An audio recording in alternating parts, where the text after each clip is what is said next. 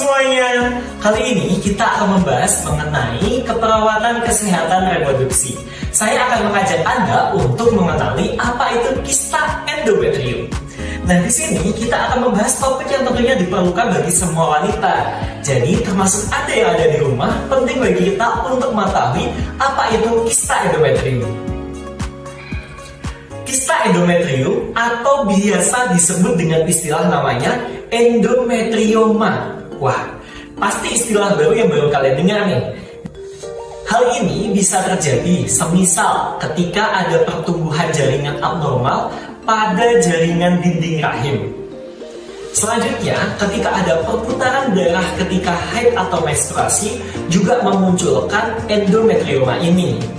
Lalu, selanjutnya akan muncul jaringan-jaringan sehingga terbentuklah kista. Hal tersebut tentunya sangat merugikan bagi kita karena merupakan bagian yang tumbuh tidak pada tempatnya dan juga merugikan tentunya. Apa saja penyebab dari kista endometrium? Kista endometrium disebabkan oleh banyak sekali faktor. Salah satunya yang pertama adalah riwayat keluarga. Semisal dari keluarga kita memiliki riwayat riwayat endometrioma atau kista endometrium, kita juga berpeluang besar untuk terkena penyakit tersebut. Sehingga pastikan dahulu keluarga bibit bebet bobotnya. Selanjutnya, ketika terjadi menstruasi dini. Ketika terjadi menstruasi dini, usia pertama ketika usia muda tersebut berpengaruh pada kondisi pertumbuhan jaringan. Selanjutnya, menstruasi yang memanjang. Ketika siklusnya memanjang, teman-teman harus hati-hati bahwa siklus menstruasi yang lebih dari 7 hari akan memunculkan kista endometrium. Dan masih banyak sekali faktor lainnya sebagai berikut. Gejala kista endometrium bervariasi. Beberapa wanita mungkin tidak merasakan gejala sama sekali. Hal tersebut harus diwaspadai.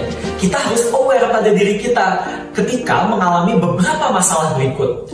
Salah satunya yang pertama, nyeri menstruasi.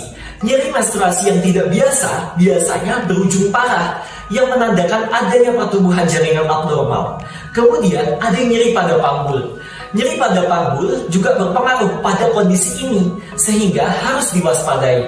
Selanjutnya, nyeri saat berhubungan seksual atau yang biasa disebut sebagai dispareunia.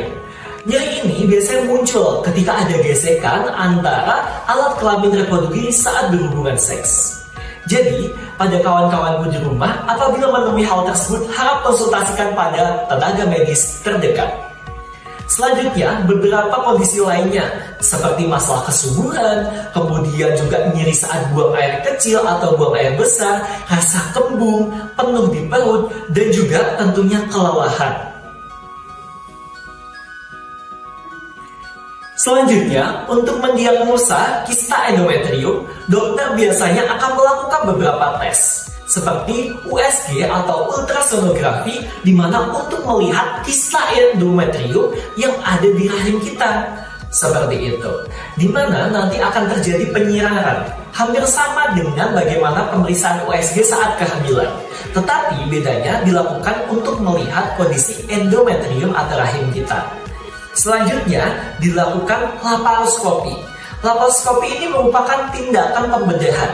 Jadi apabila teman-teman disarankan untuk melakukan laparoskopi, teman-teman harus tahu bahwa gunanya prosedur tersebut untuk melihat organ panggul secara langsung.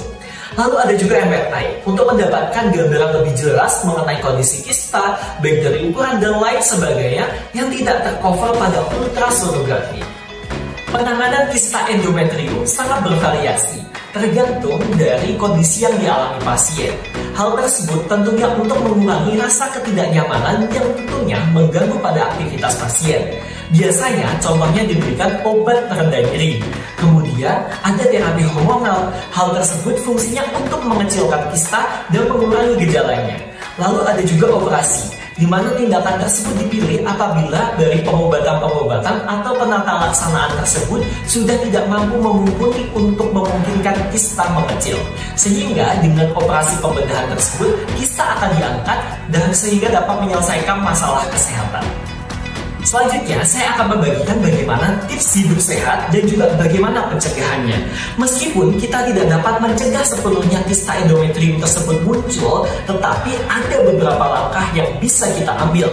Yang pertama, lakukan olahraga fisik secara teratur. Fungsinya adalah mengeluarkan atau mendetoksifikasi racun yang ada pada tubuh kita. Selanjutnya, juga mampu menjaga keseimbangan hormon kita. Yang kedua, lakukan diet seimbang. Diet apa yang direncanakan? Yaitu kita harus menghindari makanan yang memicu peradangan. Dan disarankan untuk memakan makanan yang mencegah peradangan tersebut. Contohnya adalah omega 3. Omega 3 mampu seperti ada di iklan salmon dan juga beragam makanan-makanan laut lainnya. Omega 3 tersebut mampu untuk mengatasi peradangan atau inflamasi yang muncul akibat kista endometrium. Selanjutnya, lakukan pemeriksaan rutin dan deteksi dini. Apabila teman-teman sudah mengalami gejala-gejala tersebut, harap memeriksakan pada fasilitas kesehatan layanan terdekat. Dan terima kasih telah menonton video ini. Harapannya informasi tersebut mampu membuka bagi wawasan kita, khususnya mengenai kista endometrium.